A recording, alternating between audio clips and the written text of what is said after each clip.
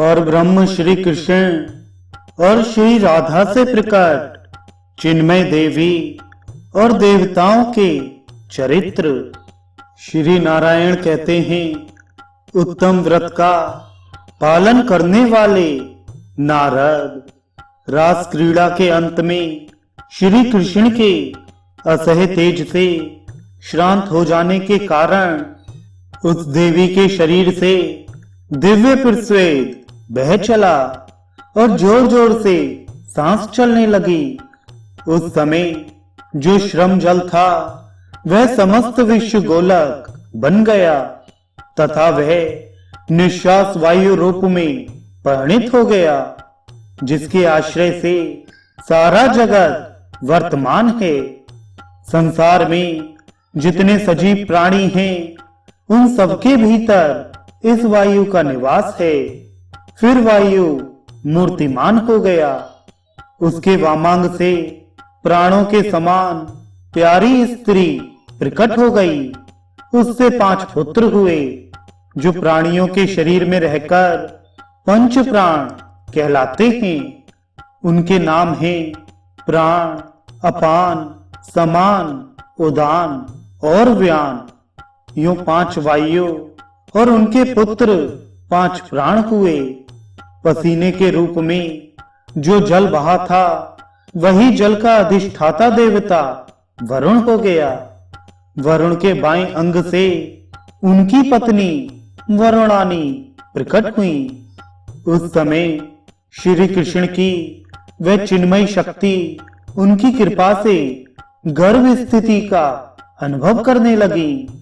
100 मनवंतर तक ब्रह्म तेज से उसका शरीर दैदीप्यमान बना रहा। श्री कृष्ण के प्राणों पर उस देवी का अधिकार था। श्री कृष्ण प्राणों से भी बढ़कर उससे प्यार करते थे। वह सदा उनके साथ रहती थी।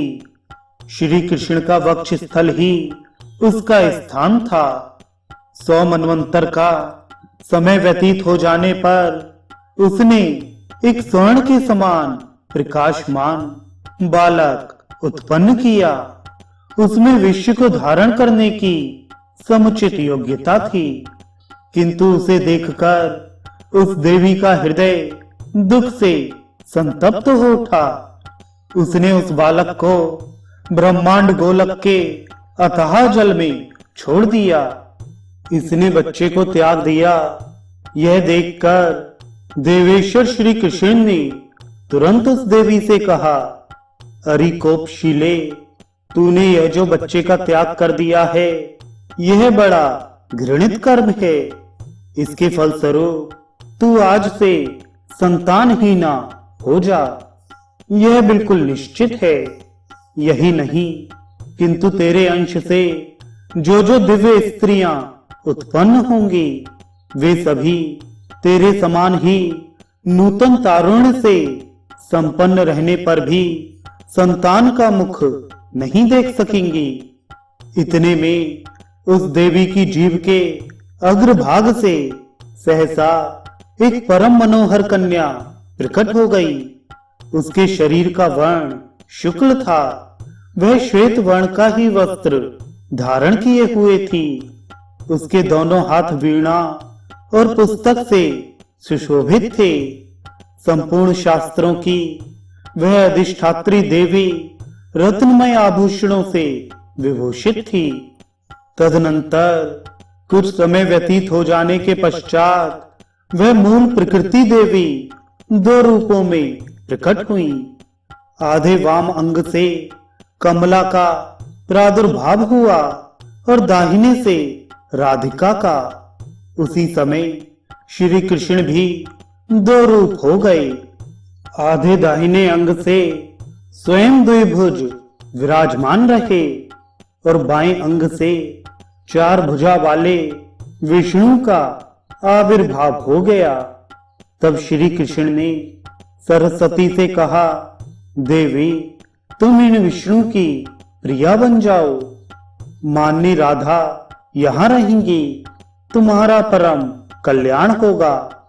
इसी प्रकार संतुष्ट होकर श्री कृष्ण ने लक्ष्मी को नारायण की सेवा में उपस्थित होने की आज्ञा प्रदान की।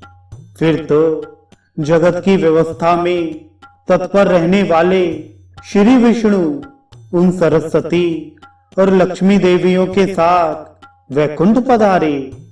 मूल प्रकृति रूपा राधा के अंश से प्रकट होने के कारण वे देवियां भी संतान प्रसव करने में असमर्थ रहीं।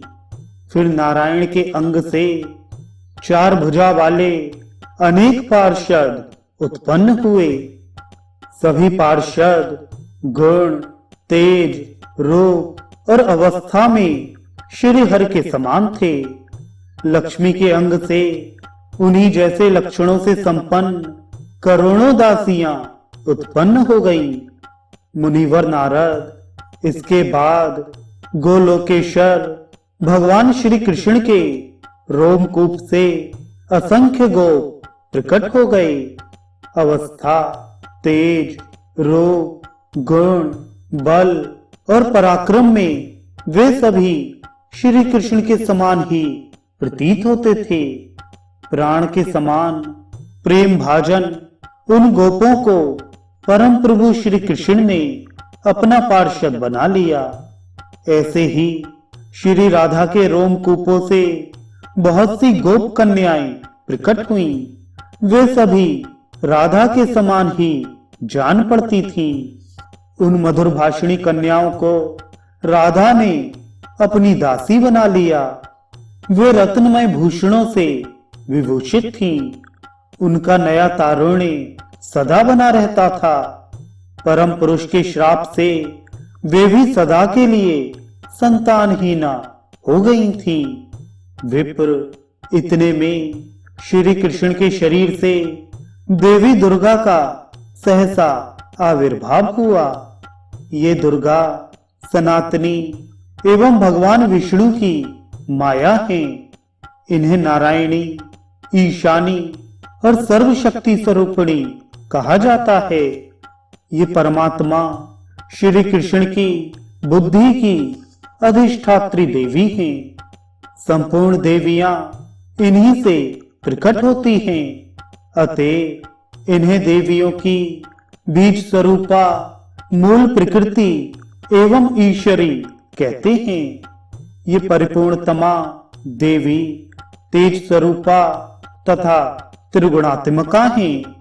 तपाए हुए स्वर्ण के समान इनका वर्ण है। प्रभा ऐसी है मानो करोड़ों सूर्य चमक रहे हों। इनके मुख पर मंद मंद मुस्कुराहट छाई रहती है। ये 1000 भुजाओं से सुशोभित हैं। अनेक प्रकार के अस्त्र और शस्त्रों को हाथ में लिए रहती हैं। इनके 3 नेत्र हैं। ये विशुद्ध वस्त्र धारण किए हुए हैं। रत्न निर्मित भूषण इनकी शोभा बढ़ा रहे हैं। संपूर्ण स्त्रियां इनके अंश की कला से उत्पन्न हैं। इनकी माया जगत के समस्त प्राणियों को मोहित करने में समर्थ है। सकाम भाव से उपासना करने वाले गृहस्थों को ये संपूर्ण ऐश्वर्य प्रदान करती हैं। इनकी कृपा से भगवान श्री कृष्ण में भक्ति उत्पन्न होती है। विष्णु के उपासकों के लिए ये भगवती वैष्णवी लक्ष्मी है। मुमुक्ष जनों को मुक्ति प्रदान करना और सुख चाहने वालों को सुखी बनाना इनका स्वभाव है। स्वर्ग में स्वर्ग लक्ष्मी और गृहस्थों के घर गृह लक्ष्मी के रूप में ये विराजती हैं। तपस्वियों के पास तपस्या रूप से, राजाओं के यहाँ श्री रूप से, अग्नि में दाहिका रूप से, सूर्य में प्रभा रूप से तथा चंद्रमा एवं कमल में शोभा रूप से इन्हीं की शक्ति शोभा पा रही है। सर्वशक्ति स्वरूपा ये देवी परमात्मा श्री कृष्ण में विराजमान रहती हैं।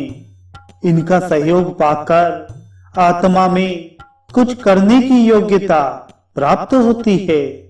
इन्हीं से जगत शक्तिमान माना जाता है।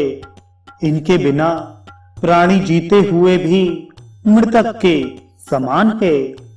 नारद, ये सनातनी देवी संसार रूपी वृक्ष के लिए बीज स्वरूपा है। स्थिति, बुद्धि, फल, क्षुधा, पिपासा, दया, निद्रा, तंद्रा, क्षमा, मत, शांति, लज्जा, तुष्टि, पुष्टि, भ्रांति और कांति आदि सभी इन दुर्गा के ही रूप हैं। ये देवी सर्वेश श्री कृष्ण की स्तुति करके उनके सामने विराजमान हुई। राधिकेश्वर श्री कृष्ण ने इन्हें एक रत्नमय सिंहासन प्रदान किया। महामुनि, इतने में चतुर्मुख ब्रह्मा अपनी शक्ति के साथ वहां पधारे। विष्णु के नाभि कमल से निकलकर उनका पधारना हुआ था। ज्ञानियों में श्रेष्ठ परम तपस्वी श्रीमान ब्रह्मा अपने हाथ में कमंडल लिए हुए थे। ब्रह्म तेज से उनका शरीर दैदीप्यमान हो रहा था। अपने चारों मुखों से वे भगवान श्री कृष्ण की स्तुति करने लगे। उस समय सैकड़ों चंद्रमाओं के समान प्रभावशाली उनकी परम सुंदरी शक्ति अग्नि, शुद्ध वस्त्र एवं रत्न निर्मित भूषणों से अलंकृत होकर सर्व कारण श्री कृष्ण की स्तुति करके पतिदेव के साथ श्री कृष्ण के सामने रत्नमय सिंहासन पर प्रसन्नता पूर्वक बैठ गईं। इसी समय भगवान श्री कृष्ण के दो रूप हो गए। उनका आधा बायां अंग महादेव के रूप में परिणत हो गया। दक्षिण अंग से गोपपति श्री कृष्ण रह गए। महादेव की कांत ऐसी थी मानो शुद्ध स्फटिक मणि हो। 1 अरब सूर्य के समान वे चमक रहे थे। भुजाएं पट्टेश और त्रिशूल से सुशोभित थीं। वे बाघंबर पहने हुए थे। तपाए हुए स्वर्ण के सदृश उनके वर्ण की आभा थी। सिर पर जटाओं का भार छवि बढ़ा रहा था। वे शरीर में भस्म लगाए हुए थे। मस्तक पर चंद्रमा की शोभा हो रही थी। मुखमंडल मुस्कान से भरा था। नीले कंठ से शोभा पाने वाले वे शंकर दिगंबर वेश में थे। सर्पों ने भूषण बनकर उन्हें भूषित कर रखा था। उनके दाहिने हाथ में रत्नों की बनी हुई सुसंस्कृत माला सुशोभित थी। वे अपने 5 मुखों से ब्रह्म ज्योति स्वरूप सनातन श्री कृष्ण के नाम का जप कर रहे थे। श्री कृष्ण सत्य स्वरूप परमात्मा एवं ईश्वर हैं। ये कारणों के कारण संपूर्ण मंगलों के मंगल, जन्म, मृत्यु, जरा, व्याध, शोक और भय को हरने वाले और मृत्यु के भी मृत्यु हैं। मृत्यु की मृत्यु श्री कृष्ण की स्तुति करके वे मृत्युंजय नाम से विख्यात हो गए। फिर महाभाग शंकर सामने रखे हुए रत्नमय सुरम्य सिंहासन पर विराज गए।